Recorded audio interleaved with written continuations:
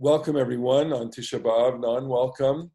I'm delighted to have everyone here. This is, I think, probably the most meaningful way that we can experience Tisha B'Av under the circumstances.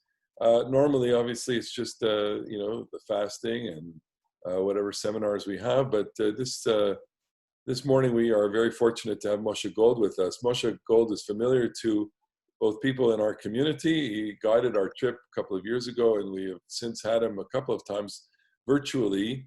And for those of you who have been taking advantage of the Federation programs, Moshe has been the go-to person for their Federation, the Federation guiding of the Jewish Federation of the Heart of New Jersey. As we were just saying, Moshe has over 20 years of experience guiding and through different levels, different places.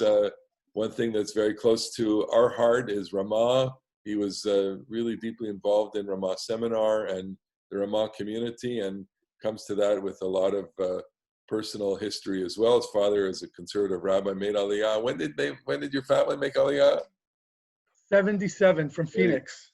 There you go. So you were born in Phoenix, and yeah, that's right. So Moshe is going to take us on a journey. We've themed this as destruction and renaissance, Churban Litkuma. So Moshe, I'm going to highlight you now, and here we go. Go ahead. Okay, fantastic. Shalom lekulam. I'm glad we can share this together. In Yerushalayim right now, where I live, it's 5 p.m. In 3 hours, the fast is going to be over. Last night was a big night. Many people came to the Kotel and to the Western Wall area in the Old City for the prayers of the beginning of the fast last night.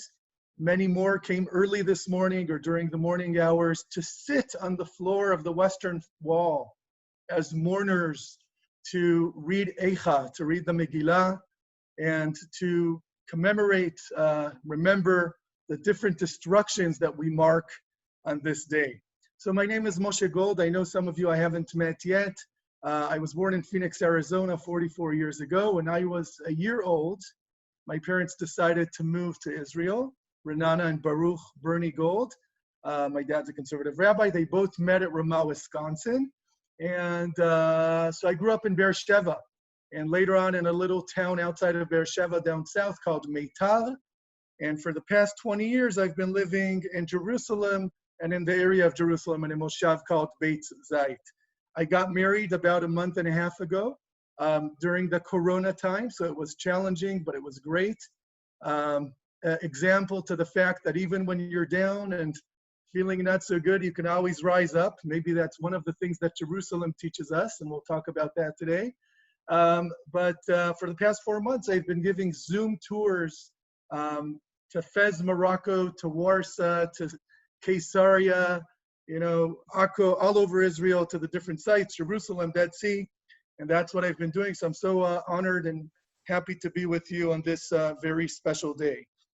Hayom, today, we're not only going to talk about Churban, we're not only going to talk about the destruction. That is what we remember on this day.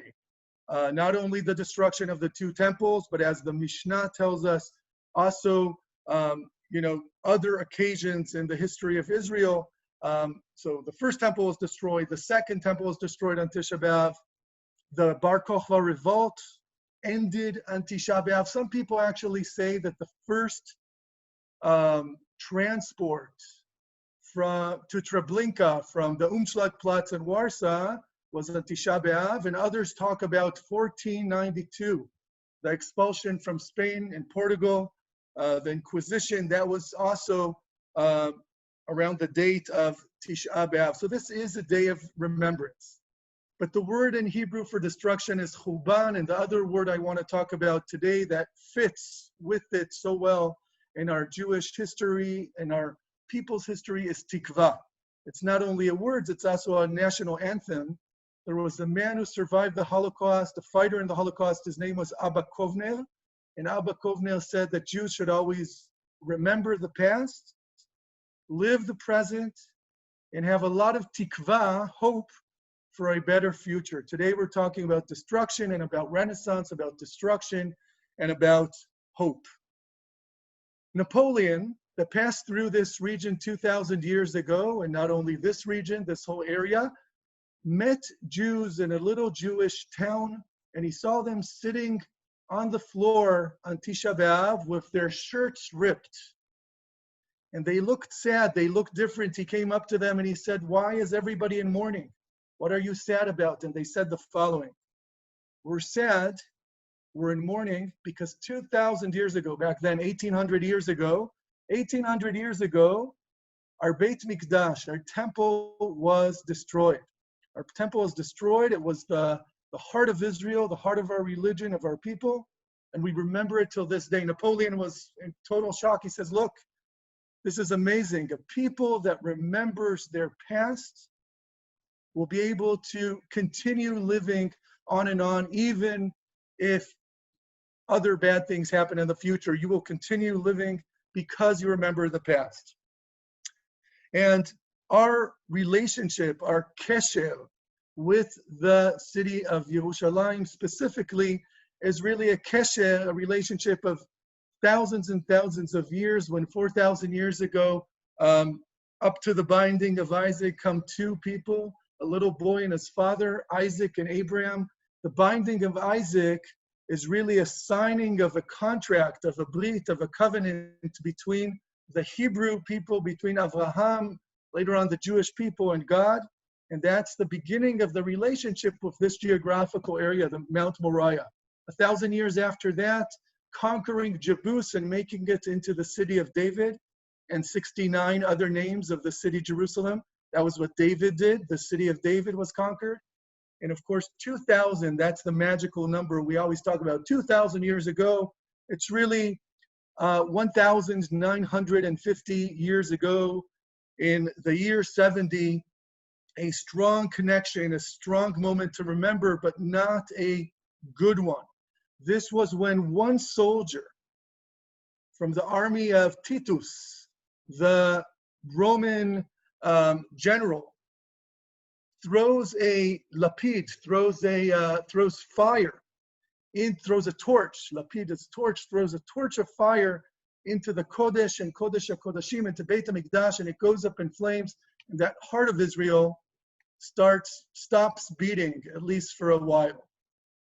That was the end of the Great Revolt that started in the year 66. And it really, a dramatic point was burning the temple and the Temple Mount on Tisha B'Av and on the 10th day of Av as well. But that was not the end of the revolt, by the way. It still continued later on because there were Jews up in the upper city. Today we're going to do the following. We're going to talk about 3 different times in the history of Jerusalem. We're going to talk about Churban and Tikva, destruction and hope, destruction and renaissance of Jerusalem.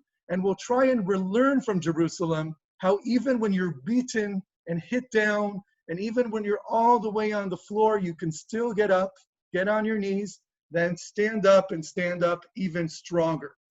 Maybe that's one thing that Jerusalem teaches us today, and it's something that I think, especially in these days, is very powerful for us to remember, that there's always a way to get up, there's always hope, and there's always a way to get to a better situation. So without any further ado, I'm going to start with the first time period that I want to go and talk about today.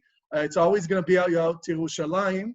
But first, a few pictures. And by the way, about 95% of the pictures that you see here are pictures that I took in Jerusalem. One of my hobbies is photography. I'm working on my first exhibit right now. So this is a friend of mine, Chemdat, walking at night, just like many others, in the night of Tisha B'Av, meaning last night, walking through the ramparts in Jerusalem, exploring the sights, feeling physically the connection to these beautiful places. This is 2 years ago. This is a man praying in the Kotel, sitting down, wrapped with his talit. Remember the story of Napoleon, Jews sitting down on the floor, mourning the temple that was destroyed, and a very dramatic picture of the focus of this day. Yes, Israelis are at work. Well, some of them are at work today. And Israelis, you're allowed to drive and you're You can pretty much do anything, but restaurants are closed. There's no concerts, not a lot of culture going on. It is a day of mourning. In fact, as an Israeli, and I've been an Israeli for 43 out of my 44 years, when I came to Israel, I was a year old, as I mentioned, they used to say to me, if I was sad, someone comes up to you, they say, Maze, yesh lecha partzuf Tisha B'Av. You have a face of Tisha B'Av. Why are you so sad? So it's part of our culture, part of the Jewish world, and it's definitely in Israel. When you say Tisha B'Av, a Tisha B'Av face, you're talking about something sad that happened. The focus today is Yerushalayim, of course, but it's also the reason, one of the reasons of the destruction of the temple, and about learning from the past, because one of the reasons for the destruction and the loss of Jerusalem 2,000 years ago was two words in Hebrew: sinat chinam, senseless hatred. It was those different fractions, different parts of Jewish society during the time of the Great Revolt, not only not getting along with each other, and we'll talk about this, but even sabotage, really going against each other during these battles against the Romans. It came to a point where the food storage in the old city was burnt by Jews to get back at other Jews that were not joining the revolt. So we'll talk about this idea of the destruction of Jerusalem and the idea of senseless hatred and how it's discussed in Israeli society till this day, still trying to learn from that. So these are some awesome pictures, and this is, of course, the Western Wall, HaKotel HaMa'aravi. Look at those beautiful blue skies, and look at the amount of people. This is not Corona time. This is not the virus time. This is before. We'll see the Kotel, and we'll be at the Kotel in a moment. This is what the Kotel looks like right now. Kotel in Hebrew literally means wall. It's a wall. It's one of the 4 retaining walls around the Temple Mount. We'll see that in a picture in a moment. But these days, the Kotel, the Western Wall, maybe our holiest symbol these days, the place where we aim our hearts to in prayer 3 times a day, it's broken up into little capsules where up to 20 people, that's what they say, are allowed to come into. And that's what you're seeing right now. You're seeing a man walking with a mask on his face into one of the capsules. Okay? So if you've been to the Kotel before, you saw pictures of it before. If you haven't been, it looks like an open area. Right now, it's a little bit different. Let me show you exactly what it looks like right now. So I'm going into a website that will show us right now what's going on at the Kotel. And this is the Kotel Achshav. These are the little capsules. You're seeing people leaning against the walls, praying. Not supposed to be more than 20 in each capsule. This is the Western Wall, the Wailing Wall, the Kotel right now. And I'm going to take you back. To, actually, I want to turn off one moment. Oh, yeah, that's better. I'm going to go back to our presentation here. Slicha.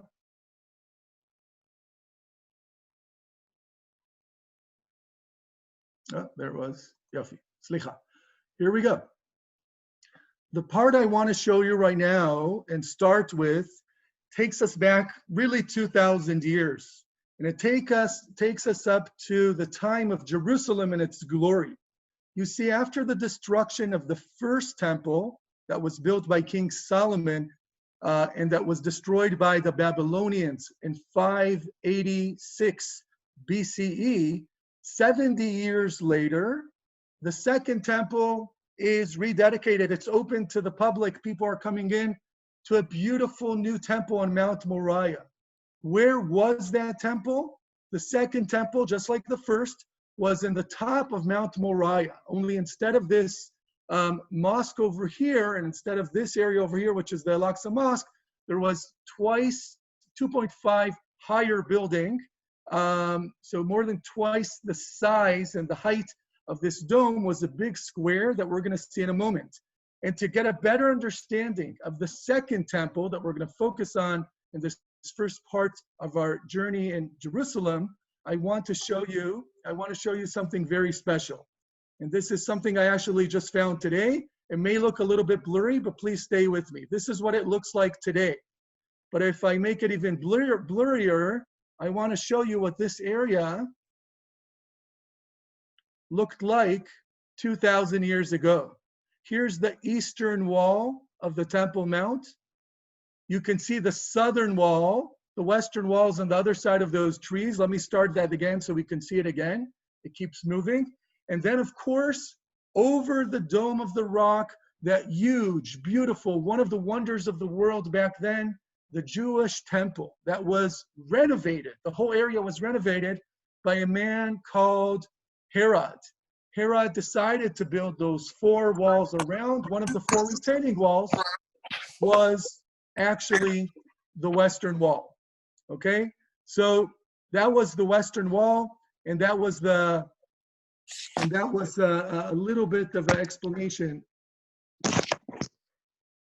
about what we're going to see today, because today we're going to talk about the Western Wall that I'm pointing to on the left and the Southern Wall that I'm pointing to on the right under the Al-Aqsa Mosque.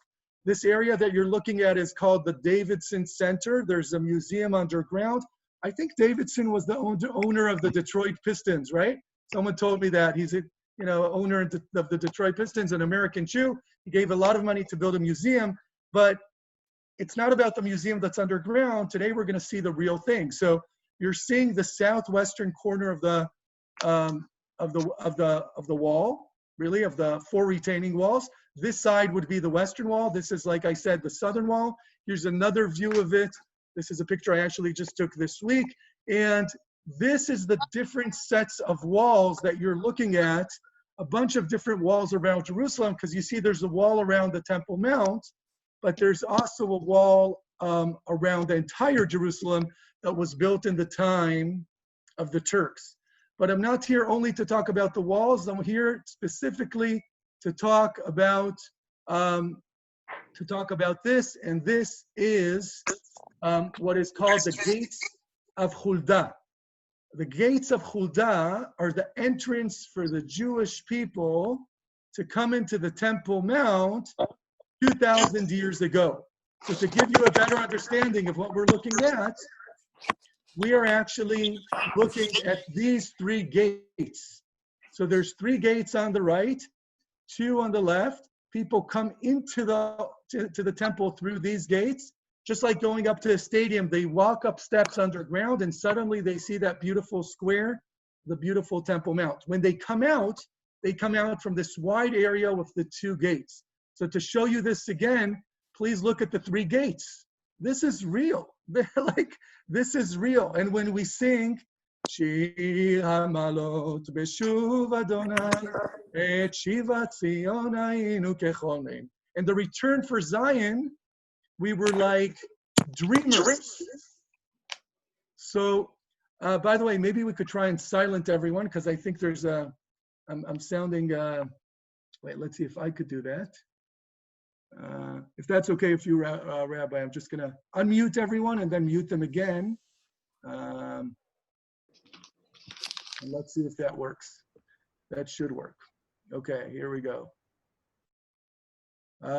So these are the 3 gates to enter the Temple Mount. By the way, if you have any questions or comments, please make them on chat. You could see the button for chat on your computer. In any case, at the end of our session, after we are on our way out of Jerusalem, we're gonna end with questions and comments. So these are the 3 gates going in. You saw the 3 gates going out. When someone was in mourning, for someone from his family, maybe they would come into the temple through the exit, and they would leave through the entrance. And that's so that people seeing someone in mourning going in the wrong way, as if it's the wrong way, they would say, "Oh, you're in mourning.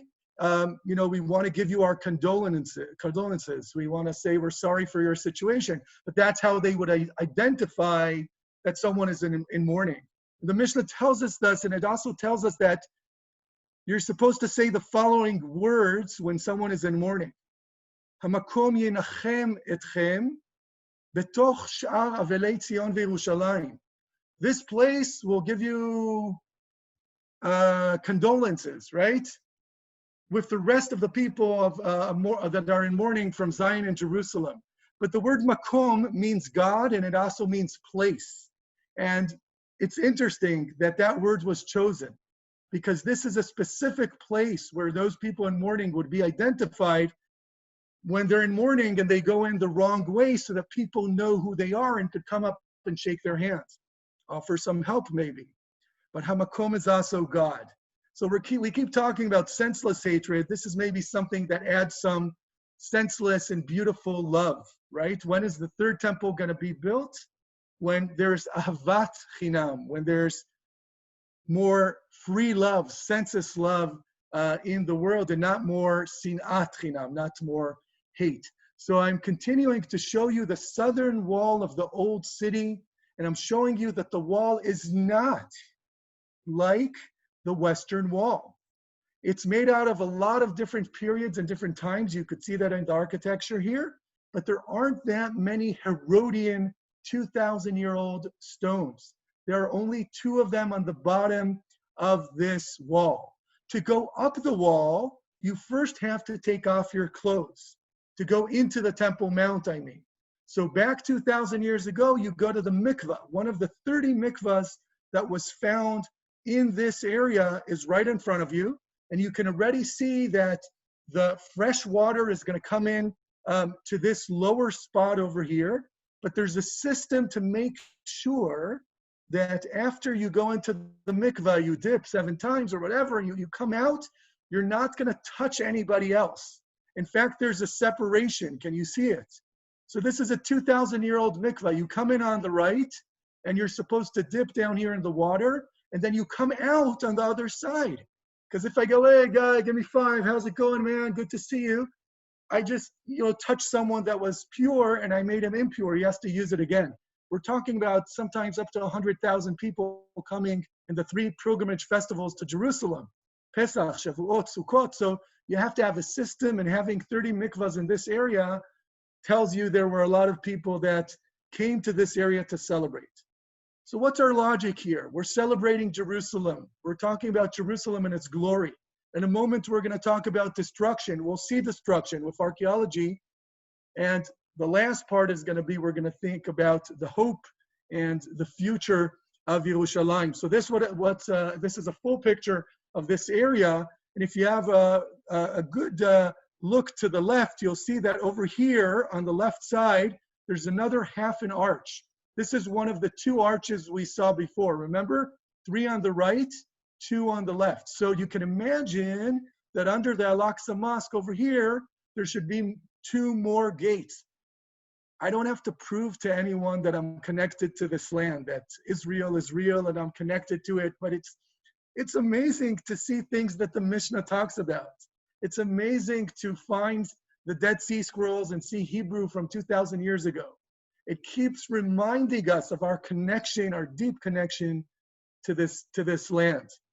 Shira Ma'alot, a song of ascent. You can imagine people coming back after the destruction of the first temple in 586 BCE.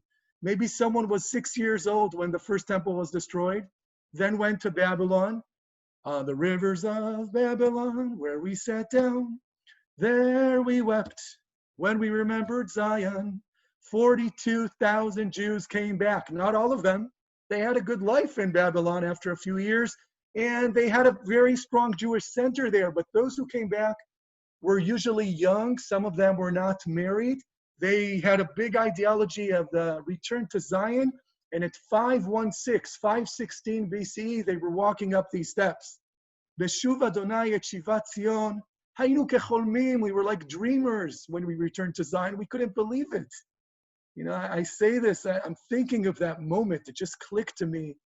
That first visual you have for the first time when you come to the Kotel, your first time. I was 6 years old when I went to the Kotel for the first time. I got my Siddur, my prayer book. First grade, they take you to the Kotel. I'll never forget it, And I'm imagining what it would be for people coming after 70 years of exile. Maybe there were some that saw both the first and the second temple. But in any case, coming up these steps was very meaningful, and going through that gate, you were in a different world. This is the Nachshonim group that went with Ramah when I was director of the short-term programs at Ramah Israel. Nachshonim is from Cherry Hill and from Adath, Israel. Rabbi Yanoff, Rabbi Peltz, Rabbi Green from Bethel, all these different synagogues. They join together in the confirmation class, 10th grade. They come to Israel every year, a fantastic trip. But one of the highlights they always talk about is singing the Song of Ascent. Shir HaMa'alot, B'shuv Adonai et Shivat Zion Haynu Kecholmim. That sentence I keep repeating because I think it's the slogan of the Jewish people. This is Hatikva, right? We're like dreamers. It's really happening. 3 times a day, we're praying to Jerusalem. Thousands of years, we're hoping to get back from exile. And here we are singing the Song of Ascent as we walk up to the wall, to the gates. And when they get to the top, we always ask them to take a moment, close your eyes, be with yourself, be with your family around you, your family of pupils, of your own kehillah, your community, and with the family of the Jewish people. Very, very powerful moment, reenacting and making a physical, spiritual connection to this place. Now, we're in a different area. So this is still the southern wall, but wait, we're on a corner. Can you see the corner? So this is the southwestern corner, and what was found right underneath it is something that always blows my mind. Maybe you've seen it in the past. It's still there. It's a rock that was on the top of the southwestern point of the Temple Mount, where a man would stand with a trumpet every Friday afternoon, and he would blow the trumpet, and he would say, yo, guys, chill, relax. Shabbat is coming in.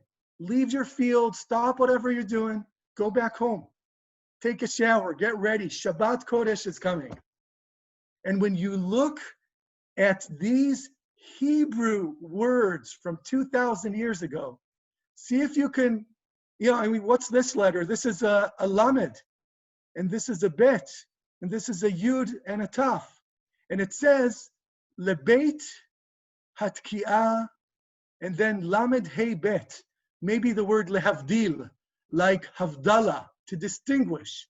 But what is Beit Tkiyah? The house of Tkiyah, the house of trumpeting, right? Like a shofar, we have a Tkiyah, right? So there's a guy in a trumpet, and he's up on the top, and this stone fell from the top of the Temple Mount. When did it fall? It wasn't an earthquake, I can promise you that. This was Titus and his soldiers that after weeks and months of a siege around Jerusalem are so upset and are so angry at the Jews that caused a lot of losses with all the little commando units attacking the Romans, that they're destroying the whole Temple Mount, and later on the temple and Kodesh Kodashim itself. Leveit Tkiyah le'avdil, Hebrew from 2,000 years ago, and you can see it's a little bit broken off. This is a replica of the part that is now in the Israel Museum, but it's unbelievable. This is where they found it. It's part of a rock where the man used to blow that trumpet before Shabbat to tell people to get ready for Shabbat. What I love about it is the last word, lehavdil, because it's the idea to distinguish between a day of Chol, a regular day of the week, and the day of Shabbat or Chag. And for those of you who are in Jerusalem, you know that every Friday there's a siren that goes off when Shabbat starts, right before Shabbat starts off. That tradition is because of this. It's going back to the idea of 2,000 years ago, someone blowing the trumpet to say Shabbat is coming. So whenever I hear that siren, I'm like, oh, that's pretty cool. Well, we say it in our prayers 3 times a day. ולירושלים עירך ברחמים תשוב, ותשכון בתוכה כאשר דיברת, ובנה אותה בקרוב. Build it soon. Build Jerusalem soon. Well, this is not building Jerusalem, but this is repairing the Western Wall. Because 2 years ago on Tisha B'Av, there was actually a rock that fell down from the temple. Do you remember that? Was that in the news? There was, from a little bit more to the left, there was a rock that fell in this area, which is the egalitarian part of prayer called Azarat Yisrael, where conservative and reform have their bar and bat mitzvahs. Now, authority from the government is repairing. Why are they doing this now? Because there aren't many bar mitzvahs and bat mitzvahs right now during Corona. Not many people were coming, so a lot of places in the old city are being repaired. I guarantee it, the next time you come, you'll see a lot of things are fixed up. It's actually a good time to fix things up. These were the old shops. Can you see these little arches on the top and some big squares? These were shops for people that were going to go up to the temple before it was destroyed. So the year is 66 and the Great Revolt begins, and it starts up north with a man called Vespasian Aspasianus. He's a general from Rome who's coming to the land of Israel to put out the flame, to put out the spark. What is the spark and the flame? It's the rebellion against Rome. You see, there was always tension with the procurators of Rome. From the year 66, there are a couple different leaders of Rome here in the land, high tax for the Jews. But in 66, the revolt starts. The Zealots are fighting the Romans. In 3 different groups, by the way, right? One of them is Bar Giova, one of them is Elazar, one of them is called Yochanan from Gush Chalav. So it's even in the Zealots themselves, the hardcore fighters, it's not one group. Later on, a lot of them will go down after the destruction to a place called Masada. Those will be the Sikari Zealots, known as the Sikari Zealots because Sikari means a knife. And it's a knife that they had under their clothing to be ready for battle. These were hardcore fighters, and they believed the Romans should be in Rome and the Jews should be in Jerusalem. So for the first 3 years, from 66, 67, and 68 CE, there were battles up north. One of the most famous battles up north with the Romans was a place called Gamla. Gamla, thousands of Jews take their own life, even before the Jews of Masada in 73 take their own life. The Jews of Gamla, after fighting the Romans, see themselves as freedom fighters, and at the last moment, they throw themselves off the mountain and kill themselves. Why? Because this land is ours. And this is mine, and I'd rather die than have you touch me.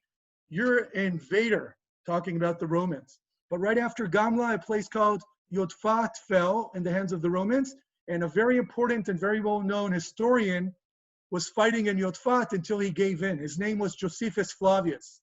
But before his Roman name, his Latin name, his real Jewish name was Josephus, Joseph, Ben Matityahu. And he picked up a white flag and said, don't kill us. We know you're going to win. You're the strongest army in the world. Don't worry, I'm not going to fight you. He becomes the historian in the courtyard of the Romans, and he writes a book called The Wars of the Jews Against the Romans. A lot of the history I'm giving you is primary source. It's primary because it was written in the time when it actually, by someone that was actually there in the time when it actually happened. So this is Josephus Flavius, and when he writes about Masada, he wasn't there. But he writes about the battle in Yodfat, where he fought, he was actually there. In any case, he lived in the time. Just to end that story very shortly, I know you've heard a lot about this. 4 Roman legions, 65,000 soldiers, 4 legions and other Roman soldiers were now surrounding Jerusalem. The year is 70, and after Aspasianus lost really the battle for Jerusalem, he conquered the north, but not Jerusalem. Now in the year 70, a man called Titus, which is his son, Titus. Titus is his son, the son of Vespasian, of Aspasianus. He comes to Jerusalem, siege around Jerusalem, 3 groups of zealots fighting, but with them in the old city, you have, other than the zealots, you have the Sadducees, which are the priests, richer and the priests and the Levites who live in the upper city, nicer houses, but also cooperate with the Romans sometimes, or at least don't fight them. The more like an upper class. Then you have the Pharisees, that was the common folk, the rabbis, not too much into fighting. And of course you have the Essenes. The Essenes, many of them went down to the desert to a place called Qumran. Some of them became scribes and wrote the Dead Sea Scrolls in Hebrew, the ones I talked about before. So we have these different groups in Jerusalem at the time, and even the zealots themselves fighting the Romans are split into 3 groups. Now, in the year 70, it took a few months of siege and fighting, but in the last few weeks, the Romans were conquering different parts of Yerushalayim, when finally, on the 9th of Av, they were up at the Temple Mount, and they managed to burn the temple. Imagine the people up in the upper city, the Sadducees, other zealots, other Pharisees looking and seeing flames at the temple, understanding that it's over. It's over. The heart of Israel that we were fighting for is actually over. Josephus talks about people throwing themselves into the fire of the temple. Some of the fighters, when they saw they couldn't fight anymore, they threw themselves into the fire. If I'm going to die, let me die at the temple fighting, sanctifying the name of God. Kind of reminds us of Gamla 66, right? 4 years before that. The people that didn't die were dying, that didn't fight, were dying from hunger and from disease. Famous story about a woman eating her own son, eating his corpse. Now, this sounds terrible. It doesn't even sound real, but it's trying to convey this idea of terrible hunger. We think about different times in our history of terrible hunger. People were scared, people were hungry, people were dying. Some of them ran down to where Jerusalem started, to the tunnels of the city of David. And about 4 years ago, they found vessels, like dishes, pots of people that were hiding in a sewage tunnel under the ground of the city of David, south of the Temple Mount. The Romans got them. They were hunting people down even after the destruction of the temple, and the fighting didn't end until Kafchet, the 28th day of Elul. So it took a long time to conquer the upper city, but the symbol of Tisha B'Av is the destruction of the temple itself that kept burning, by the way, on the 10th of Av as well. And it burned for a very long time, but it didn't only burn. The rocks of the walls, the rocks of the temple were broken down by Titus and his soldiers to show history, to show the Jewish people and all the other nations, if you mess with us, this is what's going to happen. One of the theories is the Western Wall was left pretty much intact to show the world, you don't mess with Rome. There's different reasons given for that, but what I want to tell you about is these stones that you're looking at right now, a picture I took last week of these huge stones. Look at the size of the buildings and the rocks up at the Temple Mount. This came from the top. Again, not from an earthquake, but from the Romans' anger. They put a lot of anger, a lot of energy into ruining the entire area. You want to see what destruction looks like? You want a visual of Tisha B'Av from 1,950 years ago? It's right in front of you. Eicha yashva badat, ha'ir bat yam, hayta ke'almana. Jerusalem was like a widow. Eicha, maybe written by Jeremiah, who lived back then at the time. Eicha is a book that talks about the suffering, talking about the destruction, talking about this terrible situation of Jerusalem before, during, and after the destruction. But more than anything, standing here, remembering this terrible past, this was the destruction of Jerusalem. It was the second one after the first destruction of the temple in 586. But when you come back to Jerusalem today, even during Corona, kids are still having bar mitzvahs. Balloons are still going up in the air. Unfortunately, not everybody has a mask on. This is from last week, but this is a family having a bar mitzvah. Just by the corner of the southern wall and the western wall, they're on their way into the Kotel to have a ceremony. Now, maybe you've seen before the music that there is on the way, some bar mitzvah ceremonies, singing on the way to the Kotel. Many people in the 9 days before Tisha B'Av, they don't do the whole music thing. It is days of mourning, but still celebrating, remembering our past. We just totally left the old city. And after talking about the destruction of the first and second temple, and also the Bar Kokhba revolt that ends in Tisha B'Av of the year 135 of Bar Kokhba and Rabbi Akiva dying in the hands of the Romans, now we left the old city. We're in the new city. We're in the place where the new city started. So in front of you is the Jaffa Gate and the Tower of David. But what I want to show you is the first initiative to build a neighborhood outside of the walls of the old city. About a 10-minute walk from the Jaffa Gate, this used to be a desert until the year 1860. So you want to talk about destruction and rebuilding and Renaissance? My friends, this is Renaissance, because this man, Moses Montefiore, built a neighborhood outside of the walls of the old city where there was just a desert. This is the symbol of the Montefiore family. He got a lot of his money to build this area from his own money, his family's money, to help Jews of Jerusalem. But he also got it from a Jewish man from New Orleans called Yehuda Tura, T-U-R-A, Tura. Maybe you know that last name. And Yehuda Tura is on his deathbed, and Moshe Montefiore comes up to him and he basically says, let's do something good with your money and my money for the Jews in Jerusalem. And they built the first neighborhood that was built outside of the walls of the old city. When you walk through there today, you'll see all these cool signs that talk about, right? Windmills have an international sign language in which the wink position represents rest, downtime, mourning, or joy. So we have a windmill here, right? It was used to take the wheat, to grind it, and to make some flour. And it worked for a few years, but later on it was a place of fighting, because the Haganah was fighting here in 1948, and later on it was destroyed. Every high point became a place for the army or from the underground to fight. This is what it looks like. The Tachanat Haruach of Moses Montefiore. Every house right by the neighborhood that Montefiore built, in a neighborhood called Yamin Moshe, named after Moshe Montefiore. Every house is worth over $1 million.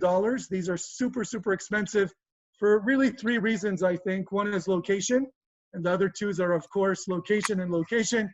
You're looking straight out at the walls of the western side of the old city. It's a beautiful, beautiful area. Your car can't come into this neighborhood, but you can take a beautiful walk inside. Here's another one of the signs of the walls of Yamin Moshe.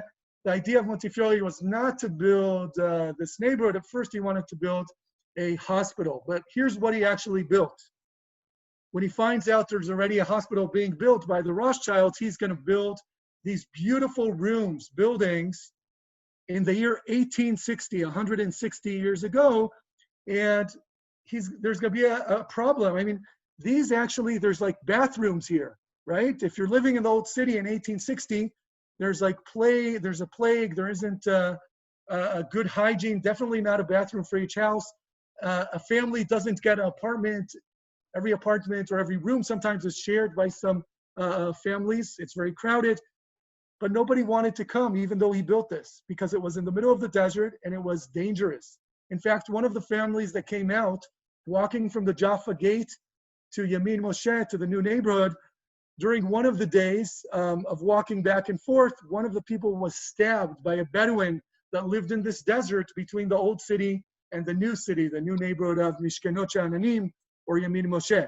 Eventually, with the plague getting bigger and more people dying from the diseases in the old city, people are moving out, and it becomes a really good place for Jews to live, because more neighborhoods in the next few decades are built around Yamin Moshe, Mishkenot Sha'ananim neighborhoods, right? So this is the beginning of leaving Jerusalem. This is the beginning of hope of building not only staying in the old city, but a renaissance of really a new city. Here's the sign on the top of the building. It says Mishkenot Sha'ananim, and the two letters in the bottom for the past 160 years is Moshe Montefiore. Moses Montefiore, remembering his name. Definitely an idea of renaissance, coming out from the old to the new, moving on, becoming even bigger than we were before in Jerusalem, becoming the largest city in Israel. 900,000 people live in Jerusalem. Just for comparison, Tel Aviv has 450,000. The Tel Aviv area has 3.7 million, but as a city, Jerusalem is the largest in size and largest in population. You could tell I live in Jerusalem, right? There's a big rivalry between Tel Aviv and Jerusalem, but Tel Aviv is definitely the biggest city in Israel. This is a little lizard in a place called the Ammunition Hill. And these are pictures, again, that I took last week to try and give you an idea from my eyes why is Ammunition Hill connected to the story of destruction and Renaissance? And when Rabbi and I were discussing this, Rabbi Melmet and myself were discussing, what's the right thing for Tisha B'Av? We've all heard the story of the rebellion and the Great Revolt and destruction, but we're learning from our history, and history and destructions keep happening. And this is a modern time in our Jewish history that for 19 years, Jerusalem was split. The Ammunition Hill was one of the most important battles in the Six-Day War. If we would not conquer the Ammunition Hill, there would be no way for us to go towards the Old City, come up to the Temple Mount, and go down to the Western Wall and conquer. So the Jordanians are sitting on this hill. This is an Israeli tank later on, made as part of the memorial, but they're sitting in these trenches. And if you look very closely on the left side, there's a bunker, right? There's like a junction, and you go left, and then you continue, and there's another junction, you go left, and this is another bunker. Basically, the Jordanians are preparing for war. Now, I was a soldier in infantry, and one of the things I taught my soldiers, after I was taught myself for months, was how to fight in these trenches. One of the problems with fighting in trenches when you're an infantry soldier is that only one person could walk at a time. And if, God forbid, you come into those trenches where the Jordanians are waiting for you and you're hit, you need to fall down. You probably are falling down. But the point is, I can't stop and start taking care of you. I need to call the medic and run over you to continue fighting. Otherwise, we're all out. So every time you get to a junction, you yell out the word rimon, which means grenade. You throw the grenade to the left. You go like this. You hide and say 21, 22, 23, and the grenade goes off. This is hardcore. This is one of the most frightening ideas for me to even teach this to the soldiers. What does it mean to be the first guy running through these trenches in 1967 when the Jordanians are waiting for them, right? And at every top of the hill, if you look closely, there's a little hole over here. It's a little bit hard to see, but there's a hole, and there's a gun pointing at you from every point in these trenches because they're waiting for you to come in, and that's where they'll get you. So at the Ammunition Hill, you have the paratroopers, Battalion 66 coming in, and there's a lot of mistakes that happen in the battle. This is the second day of fighting in Jerusalem. It's 2 o'clock in the morning, 2 a.m. And by 7 o'clock in the morning, 5 hours later, this little hill is conquered. What am I hinting to? If it took 5 hours to conquer a little hill, it was a terrible battle. There was a mistake in navigation. The battalion divided into 3 parts. It was a whole mess. A lot of people were killed. A lot of people got the Medal of Honor. There was one soldier called Eitan that when I asked for a volunteer, he jumped up to the outside of the trench and he covered for all of his friends. He took the machine gun and just ran parallel to the trench while his friends are running through the trench. He was shooting at the Jordanians. Unfortunately, he was killed. Of course, he got the Medal of Honor, but this was fierce fighting that we won at the end of 7 o'clock in the morning. And the meaning of this battle and the end of it was that we can continue east and then south towards the Old City. But for me, the story of the Ammunition Hill is not the story of Eitan. It's not the story of the trenches. It's the story of this bunker called the Great Bunker, or Habunker Hagadol. Yaki, one of the fighters, tells us the story. He comes up to the bunker in back of him. He thought his whole platoon is running in back of them. They're going single file. And he throws in a grenade because that's what you're supposed to do. And he counts 21, 22, 23, boom. And then he goes in with his gun and he tries to shoot to see if anyone stays alive. And the minute he makes the turn, he's shot at. And he runs back out. He's like, how could that be? We just blew the place up.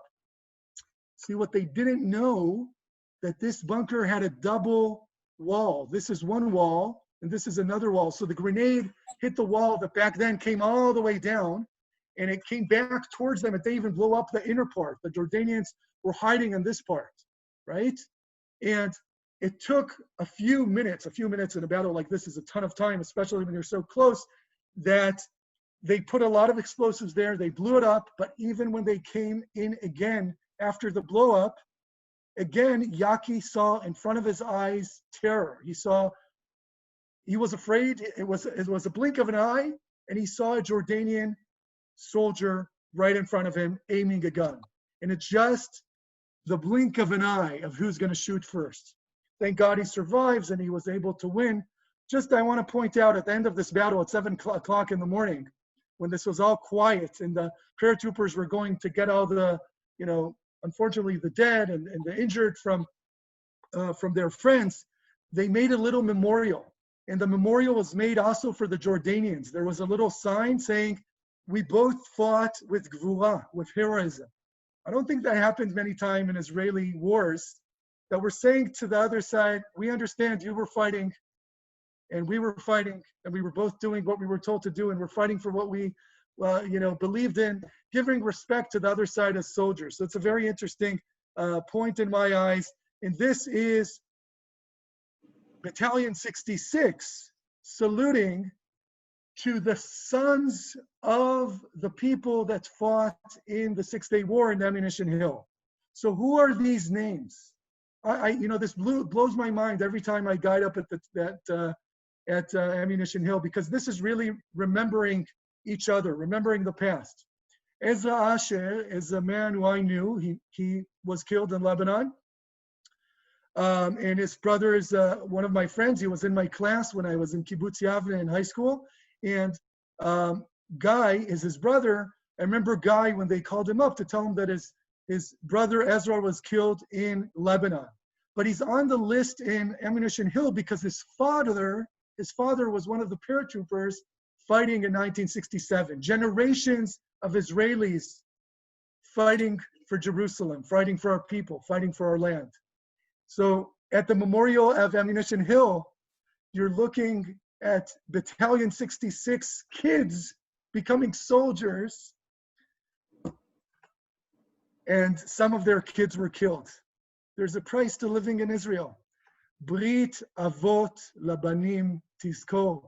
Avot, banim, fathers and sons, still fighting for this land, still having hope that it's going to be the last war. Can you believe this? I mean, I remember the first time I saw the name, I was like, oh my God, that's Guy's brother. I remember, and at some age, when you become a certain age, you're like, you know these people. You're not a little kid anymore. And till this day, the paratroopers have a march of about 70 kilometers, 45 miles at the end of their 6-month training. And they march up to Ammunition Hill. And then you get a punch from your commander like this. And he gives you a kumta, a beret. And it's a red beret of paratroopers after 6 months that you're green, a green meaning new, but also a green beret. And it's such an honor. It's such an unbelievable honor. 1967 was a fierce battle. And I'm going to try and do something very special right now. Give me a thumbs up if you can see this. I'm going to turn on a 2-minute movie of the last few minutes of conquering the old city. So I'm going to narrate it. This is right now on Mount of Olives, looking down towards the old city. And this is Commander Motagur saying to his commanders, we're making history. We're entering the Lion's Gate into the old city. Come down from Mount of Olives, go in through the Lion's Gate, and a dream is coming true. These are the paratroopers coming into the old city.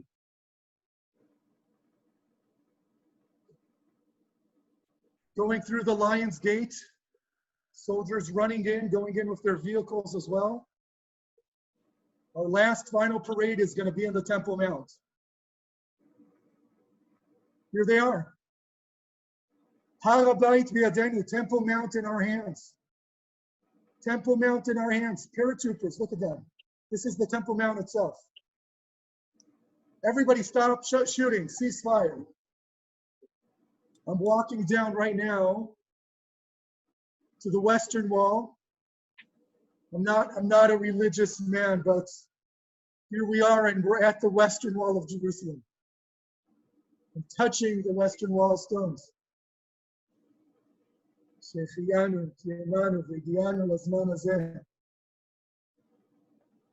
Rabbi Goren,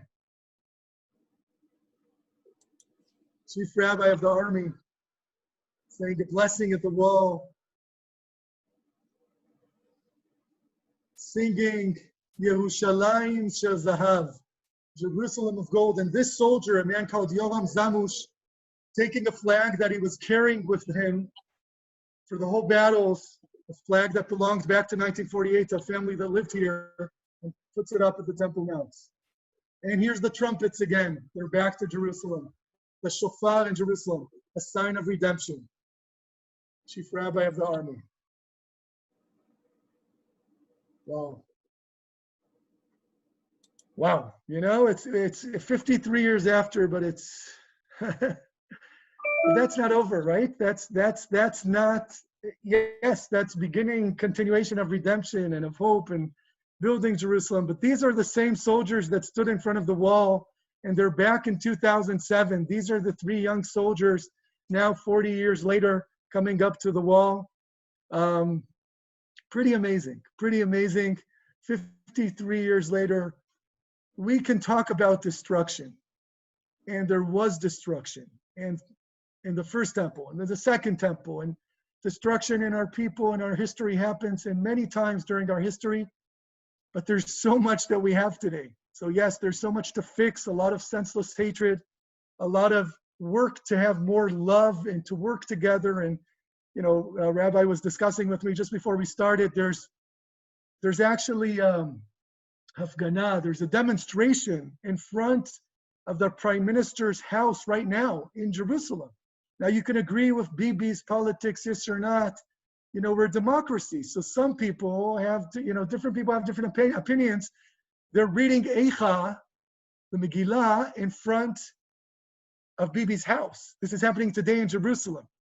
Are we learning anything from 2,000 years ago? If there's one thing we need to learn, is that there's a way to disagree with each other, but it can never be violent in talking, and it can never be violent in our actions. And, you know, that idea of united we stand, I don't know, I rather talk about ahavat chinam. I love you because you're a human being. I love you because you're a Jew. And maybe when that happens, we'll come back to days like this.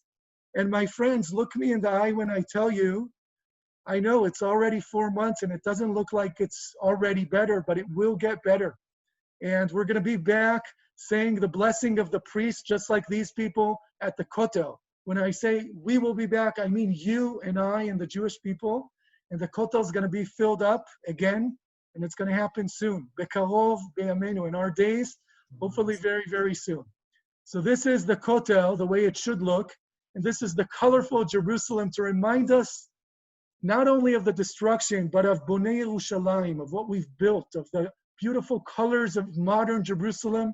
And one word, the zchut, the privilege, zchut is privilege, of living in a time that we're back in Jerusalem, in a time when we not only have the old city, but even a flourishing new city of Jerusalem. This is just by Ben Yehuda in a street called Nachalat Shiv'ah.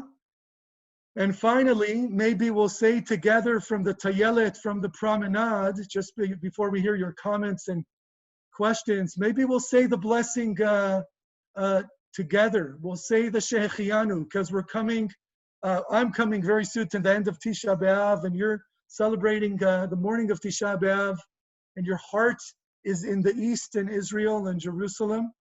And we're appreciating everything that we have, still remembering our past, trying not to make the same mistake. So let's say the Shechianu together. Even though you're muted, say it out loud with me. So here we go. Baruch Ata Adonai Eloheinu Melech HaOlam, Shechianu V'kiyemanu V'higianu Lazman Hazeh. Thank you for everything we have today. Appreciating all the good. So I'm going to take a little breath and I'll pass it over to Rabbi right now. Let's go. Thank you so much, Moshe. That was beautiful. And I just want to, you know, every time we see pictures and you know, go on this tour with you, it's very, very moving, especially to see, you know, some new things, such as pictures of Yamin Moshe, and the ammunition hill, the Har Tachmoshet, Givat Tachmoshet. And I just, I'm sure that many people have some questions or things to ask. And I'm not sure exactly how to do this, but if you, I'm going to try and see if you have something to say, and you want to unmute yourself, I've allowed you to unmute. Just raise your hand, I guess, somehow. Call attention to you. I only see one page here, or right in the chat box if anybody has any. Go ahead, Steve. Go ahead.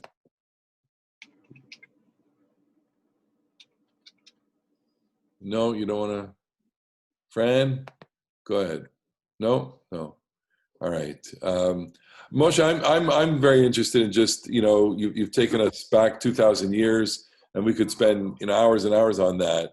And most of us are interested in what's going on now. I mean, and you've touched on that, and tell us about civil society. I mean, do we do? And there was talk of another election, and do you feel that the society is going to hold together, basically, and what holds it together? It's a very current and the right question for Tisha B'Av too. Is society going to hold together, right? So I think there's two big things happening in Israel in the past few weeks, maybe in the past few months. One of them is Corona, the virus. We're dealing with it. We thought in the end of May that we're done, and we were back to totally normal, and now the numbers are going up and up and up. And we're starting to understand, like the rest of the world, that this is going to take a while. But with this problem and its intensity of harming the economy and people losing jobs and so many people being unemployed, I'm a tour guide, right? So what I do is I give Zoom tours. That's what I'm doing. People are trying to be creative. But with this, there's also another issue going on, and that is society, I would say, is split into different fractions right now in Israel. Do I agree with the government and how they're dealing with leading the people during Corona? Or do I think they're doing not a good job? And what can I do to demonstrate? So you have different groups in the people that very much disagree with each other, and Corona just makes it more intense. I just lost my job, and it's Bibi's fault, right? That's the language that's going on, but it's also it's between the people, because if you're supporting the government that there is, many people, even if they disagree with little things that are happening, they agree with the way of the government, and they don't want to go against the government or specifically against Bibi. And many others, some who voted Bibi and some who didn't vote Bibi, more from the left, are literally demonstrating every day all over Israel, not only against Bibi himself, the prime minister, but against the government, saying, this is the time you're supposed to lead. Why do we have more than 30 ministers instead of 16? Why? I mean, for all these coalition agreements to pay off people so that they could form a government of 61 out of 120, that's how you do it. You gave people jobs, but people are unemployed. They don't have a job. If you're a freelance, you're not even getting unemployment, right?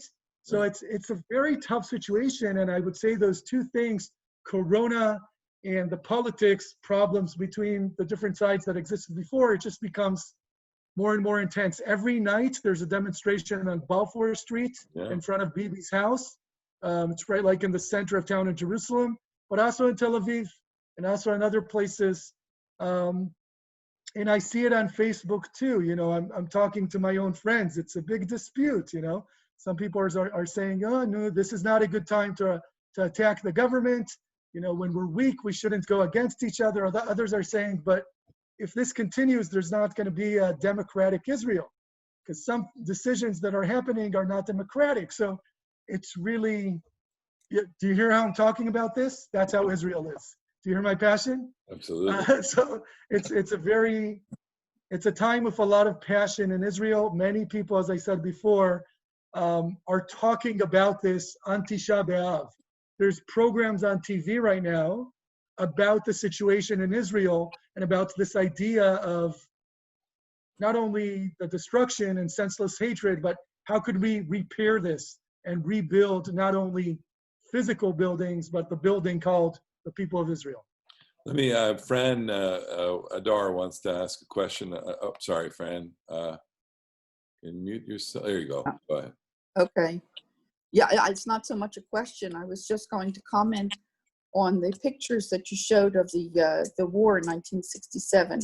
I remember my husband and I being pasted watching the war on TV. My husband, as most of you know from my name, was Israeli. He served, I guess he did Miluim in the 60s, and in 1963 in November, he was in the Hadassah hospital, which was isolated from the rest of Israel. There was a small contingent of soldiers there. And he was there when Kennedy was shot. And he used to say to me how terrifying it was because they didn't know what was going to happen. So watching the recovery of Jerusalem really brought some memories back. I want to thank you. Thank you. Yeah. Yeah. Anybody else have any comments you want to email, chat in the chat room? Otherwise, we've gone through our hour here with Moshe, and let me just highlight you again, Moshe. Sorry, and we're really thankful. Thank you for sharing this, and I really appreciate your own take on your own photos. Go ahead. You want to say something? I just want to say one last thing.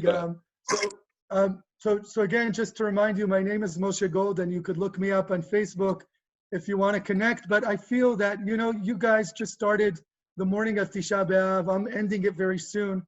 I hope you have a meaningful day today. And I hope that as a people, we just keep having faith and hope and resilience to come to better times. And I'll end, as always, with the most important 3 words: Am Yisrael Chai. And it's going to stay like that. Toda rabba lekulam. Thank you. Thank you so much. Bye-bye, everyone. Thank you for being here. And we're going to... Thank you, Rabbi. Take care. Bye-bye. Rabbi. Have a good day. Bye-bye. Bye-bye. Thank you. Thank you. Bye-bye.